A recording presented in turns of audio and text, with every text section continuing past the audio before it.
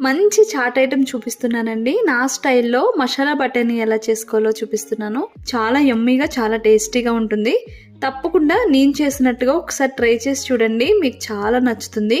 ఈ రెసిపీ ఎలా చేయాలో చూసేద్దామా. ముందుగా ఇక్కడ నేను మసాలా బటానీ కోసమని బఠానీలు, శనగలు అంటే పెద్ద శనగలు ఉంటాయి కదా, అవి రెండు కలిపి నానబెట్టుకున్నాను. 1/2 కప్ పెద్ద శనగలు, 1/2 కప్ తెల్ల బఠానీ తీసుకొని శుభ్రంగా వాష్ చేసుకొని 6 hours పాటు నానబెట్టుకొని ఒక 6 విజిల్స్ వేయించుకోవాలి. మరీ మెత్తగా బాయిల్ చేసుకోవద్దు, పైన స్కిన్ పీల్ అయితే సరిపోతుంది. ఇలా బాయిల్ అయ్యాక వీటిని హాఫ్ చేసుకొని సగమేమో లైట్ గా కోర్స్ గా గ్రైండ్ చేసుకోండి. నేను చూపించినట్టుగా సగం అలానే ఉంచేయాలి. ఇప్పుడు ఒక కడాయి తీసుకొని ఇందులోకి 3 టేబుల్ స్పూన్స్ ఆయిల్ యాడ్ చేసుకోవాలి. ఆయిల్ వేడయ్యాక ఇందులోకి 1/2 టేబుల్ స్పూన్ జీలకర్ర వేసుకుని జీలకర్ర చిటపటలాడేంత వరకు ఫ్రై చేసుకోవాలి. ఇప్పుడు ఇందులోకి ఒక 2 మీడియం సైజ్ ఆనియన్స్ ని మెత్తగా గ్రైండ్ చేసుకొని పేస్ట్ చేసుకోండి.